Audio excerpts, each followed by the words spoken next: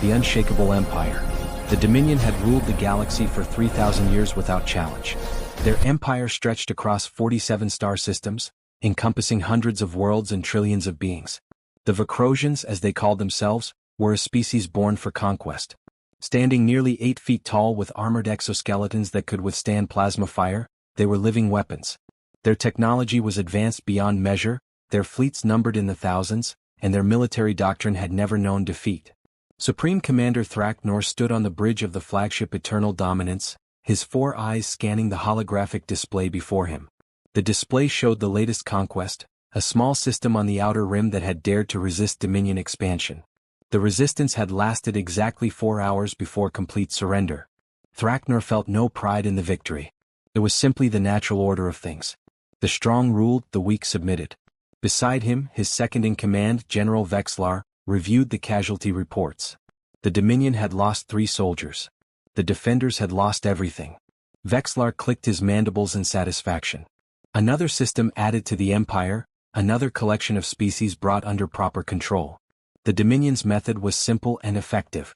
Surrender immediately and serve, or resist and face complete annihilation. Most chose surrender.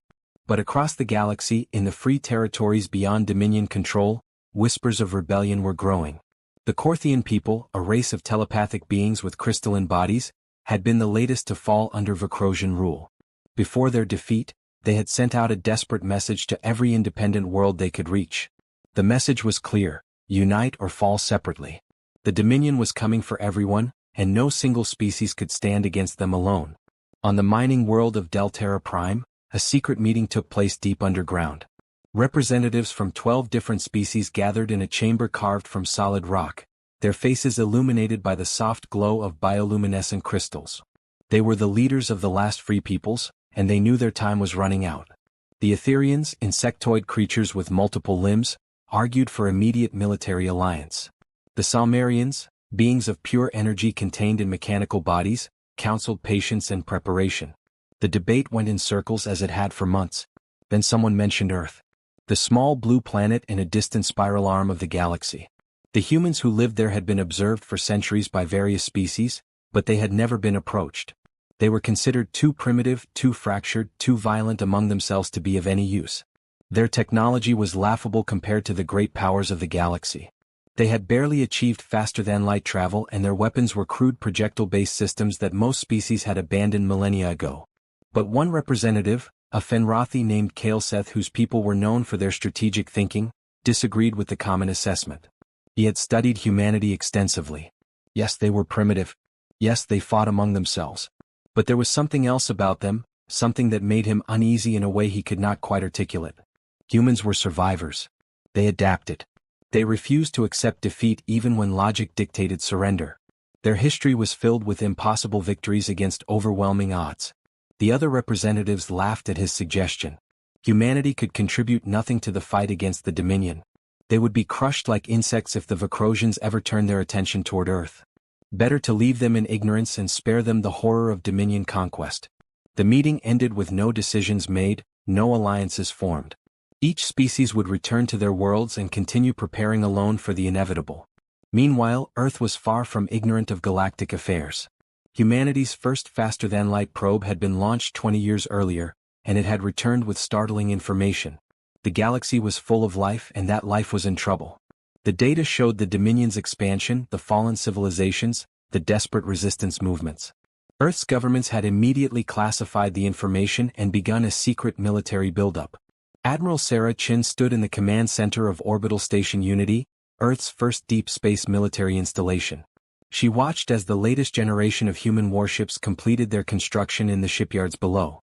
These vessels looked nothing like the sleek, elegant ships of other species. Human ships were brutal and practical, covered in armor plating and bristling with weapons. They were built with one philosophy in mind. If you cannot be faster or more advanced than your enemy, be tougher and more determined. Chin had been briefed on the Dominion threat. She had seen the recordings of their battles, analyzed their tactics, studied their technology. By every measure, humanity stood no chance in a direct conflict. The Vicrosians possessed energy shields that could stop any known weapon, their ships could travel faster than anything humans had built, and their soldiers were physically superior in every way. But Chin had also studied human history, and she knew something the galaxy did not. Humanity's greatest weapon was not technology or physical strength. It was the refusal to quit. The meeting she was about to attend would determine Earth's response to the galactic situation. President Martinez had convened the United Earth Council to decide whether humanity would hide and hope the Dominion never found them, or whether they would take a more active role. Chin knew which option she supported, but the decision was not hers alone to make. The council chamber filled with representatives from every nation and territory on Earth. The debate was fierce. Some argued for isolation, for building defenses and staying hidden. Others wanted to make contact with the free peoples and offer assistance. A few radical voices even suggested preemptive action against the Dominion itself. That last suggestion was met with nervous laughter. Earth attacking the Dominion would be like an ant challenging an elephant. But then something happened that changed everything. A Dominion scout ship entered the Sol system. It was purely by chance, a random jump during a long-range exploration mission. The Vakrosian crew detected the signs of advanced civilization on Earth immediately. They scanned the planet, recorded the data, and prepared to jump back to Dominion space with their discovery. But they never got the chance. Admiral Chin had ordered defensive positions maintained at all times. When the alien ship appeared, humanity's response was immediate and overwhelming. 50 warships, launched from hidden positions throughout the solar system, converged on the scout vessel. The Vakrosians activated their shields and prepared for what they assumed would be a brief skirmish before their escape. They had faced primitive species before. This would be no different. They were wrong. Human weapons could not penetrate Vakrosian shields, this was true. But humans had spent 20 years preparing for this exact scenario. They had studied every scrap of data their probes had collected about alien technology. They had learned that energy shields had a maximum absorption capacity. Exceed that capacity and the shields would fail. So humans did what they did best. They adapted. Their ships carried thousands of missiles, each one relatively weak but collectively devastating. They fired everything at once. The Vakrosian scout ship's shields held for approximately 8 seconds before overloading. The ship itself lasted 3 seconds more before being torn apart by the continuing barrage. There were no survivors. The destruction of the scout ship bought Earth time, but not much. The vessel had transmitted its discovery before being destroyed. The Dominion now knew about humanity. Supreme Commander Thraknor received the transmission with interest. Another primitive species discovered, another easy conquest to add to the Empire's glory. He dispatched a small fleet, just 20 warships, to subjugate Earth. It was more than enough. 20 Dominion warships had conquered entire sectors. But Thraknor had made a critical miscalculation. He had assumed humanity would react like every other species the Dominion had encountered. He expected fear, desperate pleas for mercy, or at best a brief, futile resistance before surrender. Instead, he received a simple message from Earth in response to his demand for immediate submission. The message contained just 2 words: "Come try." Admiral Chin watched as the Dominion fleet emerged from faster-than-light travel at the edge of the solar system. 20 massive warships, each one larger than anything humanity had ever built. They broadcast their demands in multiple languages, giving Earth 1 hour to surrender or face annihilation. Chen's response was to order every available vessel to intercept. Humanity would not surrender. Humanity would not hide. Humanity would fight. The Battle of Sol began in the cold darkness between Mars and Jupiter. The Dominion fleet advanced in perfect formation, their commanders confident in their superiority. They had fought thousands of battles. They had perfected the art of war. But they had never fought humans before. Human ships attacked from every direction at once, showing no formation, no apparent strategy. They used the asteroids as cover, they sacrificed smaller vessels to create openings for larger ones, they rammed Dominion ships when their weapons proved ineffective. It was chaos. It was brutal. It was effective. The Vakrosian commanders found themselves facing an enemy that made no sense. Humans threw their ships away like they meant nothing. They took risks no rational species would consider. When conventional weapons failed, they used unconventional ones. Nuclear missiles, kinetic impactors, experimental energy weapons that sometimes destroyed the human ships using them. The battle lasted 18 hours. When it ended, 15 of the 20 Dominion warships were destroyed or disabled. The other 5 retreated in disorder, something no Dominion fleet had ever done before. Humanity had lost 73 ships and over 40,000 personnel. But they had won. News of the battle spread across the galaxy faster than light itself. The impossible had happened. The Dominion had been defeated. Supreme Commander Thraknor stared at the battle reports in disbelief. A primitive species armed with crude weapons had destroyed 3/4 of his fleet. It was impossible. It had to be a fluke, a lucky victory that could never be repeated. But deep in his mind, in a place he rarely acknowledged, Thraknor felt something he had not experienced in his entire military career. He felt the first stirrings of doubt. And across the galaxy, in the hidden meeting places of the free peoples, hope began to kindle. Perhaps resistance was not futile after all. Perhaps these humans were the catalyst they had been waiting for. The galaxy would never be the same. The galaxy awakens. The news of humanity's victory at the Battle of Sol spread through the galaxy like wildfire. On every world still free from Dominion control, beings gathered to hear the impossible story. A primitive species, barely capable of interstellar travel, had defeated a Dominion fleet. The recordings of the battle, captured by long-range observation satellites, were analyzed by military strategists across dozens of species. What they saw both inspired and terrified them. Humans fought like no other species in recorded galactic history. They showed no fear of death, no hesitation in the face of superior technology. Their tactics were chaotic and unpredictable, making them nearly impossible to counter effectively. Most disturbing to military minds was the human willingness to sacrifice themselves. Kamikaze runs into Dominion ships, vessels used as shields for others, crews staying aboard damaged ships to fire one last salvo before destruction. It was madness. It was magnificent. It was utterly terrifying. Supreme Commander Thraknor assembled his war council aboard the Eternal Dominance. The mood in the chamber was tense. For 3,000 years, the Dominion had projected an image of invincibility. That image had been shattered in a single battle against an enemy that should not have posed any threat whatsoever. Thraknor's 4 eyes swept across the assembled generals and admirals. He could sense their uncertainty, their doubt. It was a poison that would spread if not addressed immediately. He activated the holographic display, showing the tactical breakdown of the Battle of Sol. The council watched in silence as human ships swarmed Dominion vessels like insects, accepting catastrophic losses to achieve their objectives. General Vexlar clicked his mandibles nervously. He had commanded one of the surviving ships from that battle. The memory of human vessels ramming his cruiser's shields until they overloaded still haunted him. No species fought that way. No rational being threw away lives so casually. But Thraknor understood something his subordinates did not. This was not about rationality. This was about will. Humanity possessed a collective will to survive that exceeded anything the Dominion had encountered. They would not be intimidated. They would not surrender.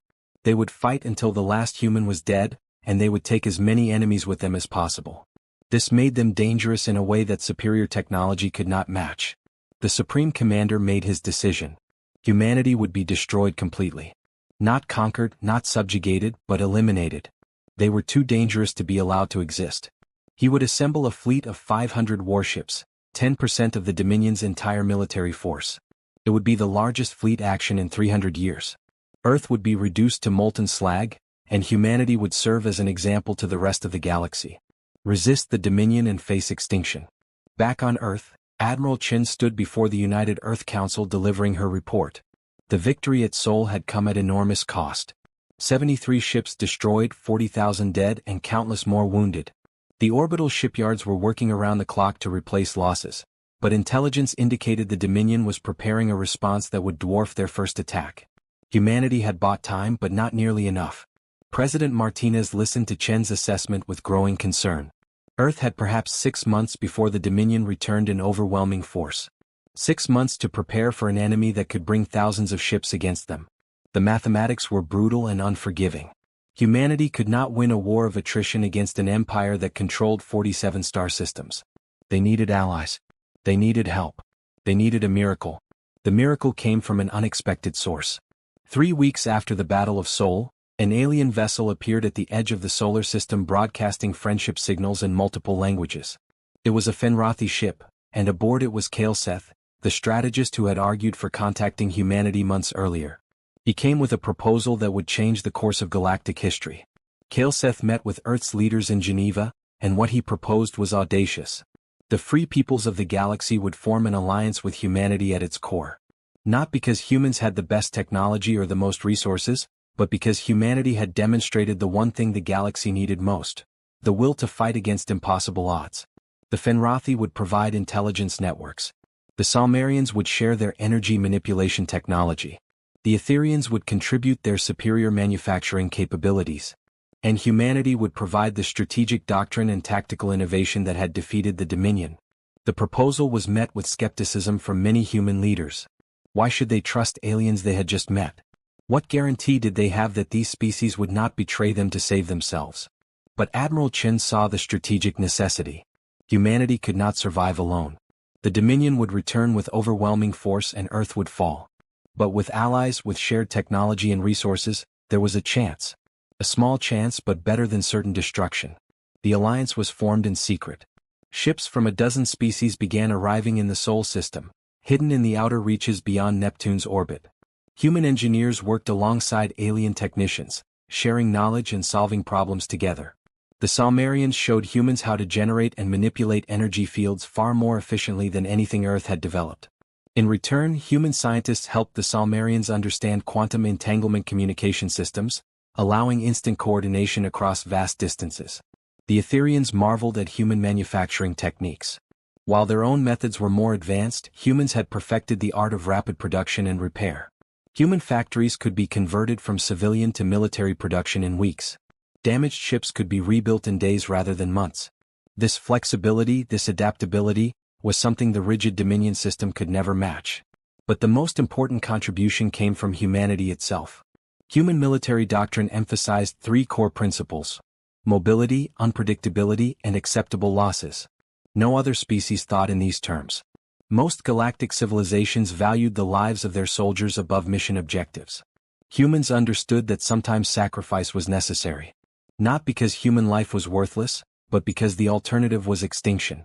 Admiral Chen worked closely with Kaleseth to develop new tactics that combined human aggression with alien technology.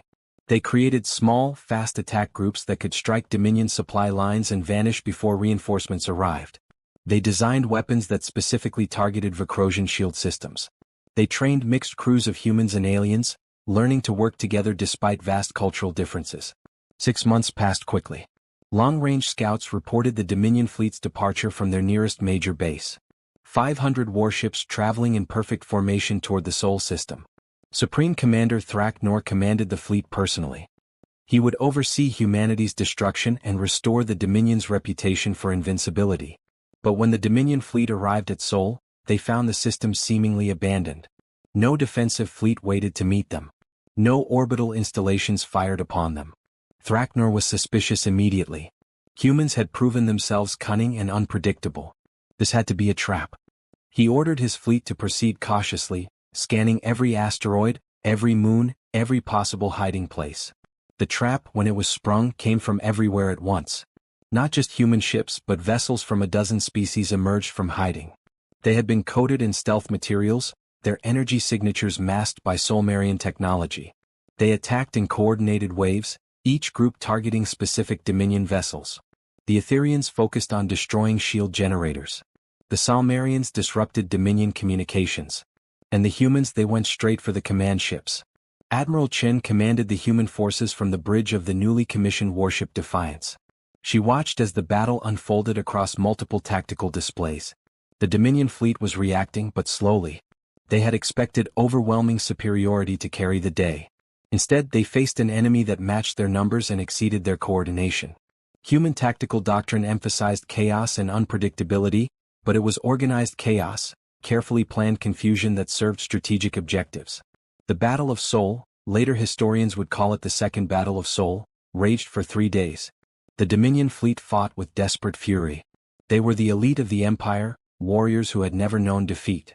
But they were facing an alliance united by desperation and guided by human tactical innovation. Slowly, inevitably, the tide turned against them. Supreme Commander Thraknor stood on the bridge of the Eternal Dominance watching his fleet being systematically destroyed. He had committed a fatal error.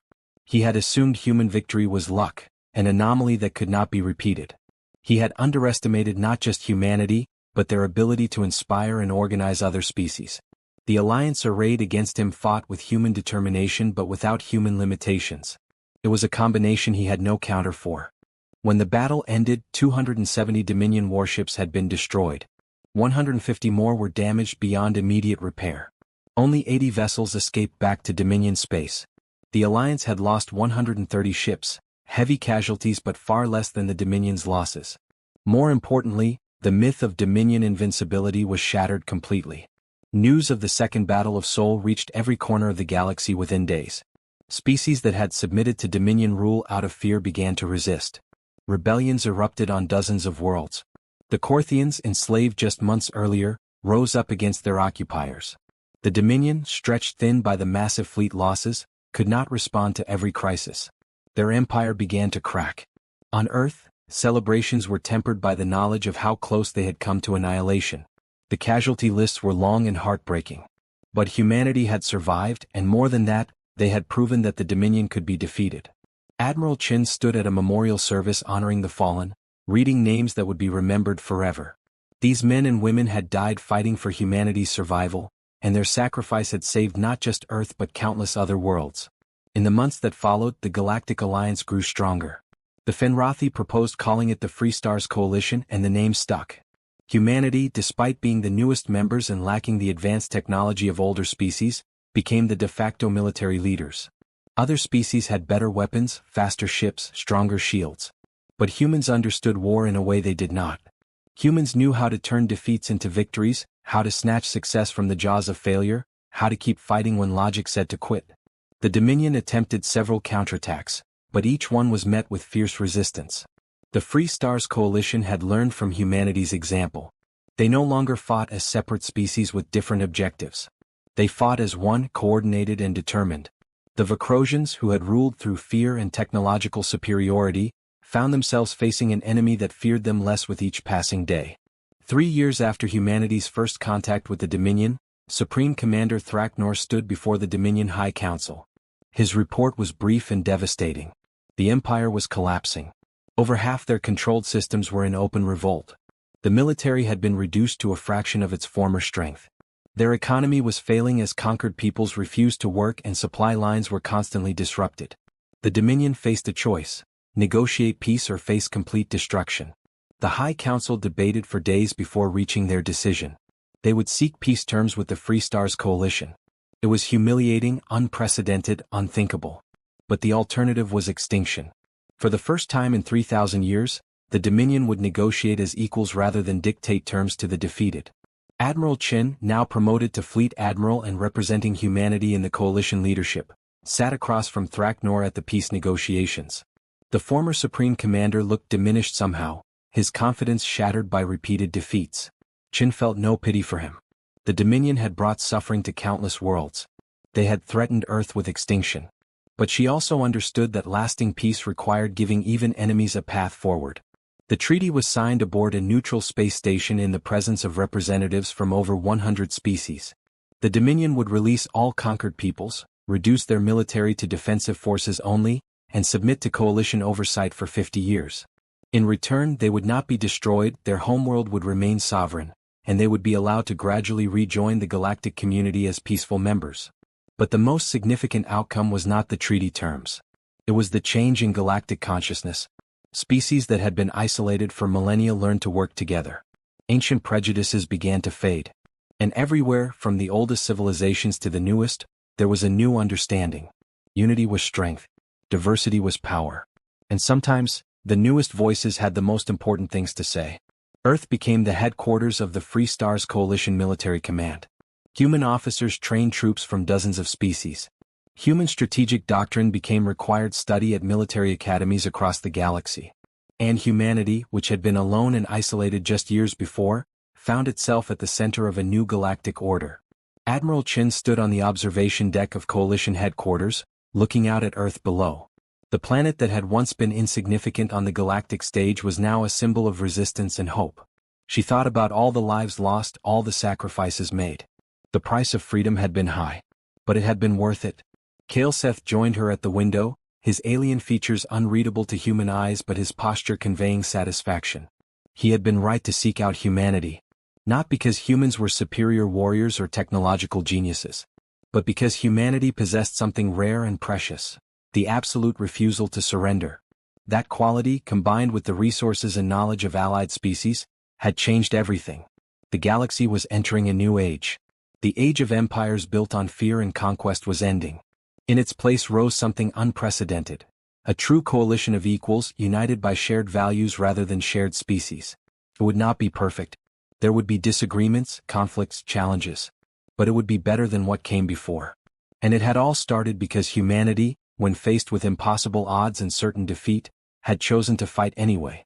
That choice had inspired a galaxy, toppled an empire, and proved that even the smallest, weakest, newest species could change the course of history if they refused to give up. The Dominion had feared nothing for 3,000 years. Then humans appeared and everything changed.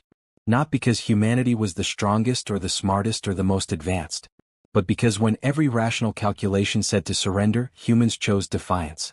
And that defiance sparked a fire that spread across the stars, lighting the way to freedom for billions of beings. The age of the Dominion was over. The age of the Free Stars Coalition had begun. And at its heart stood humanity, small but fierce, teaching the galaxy what it meant to never surrender, never yield, and never stop fighting for what was right.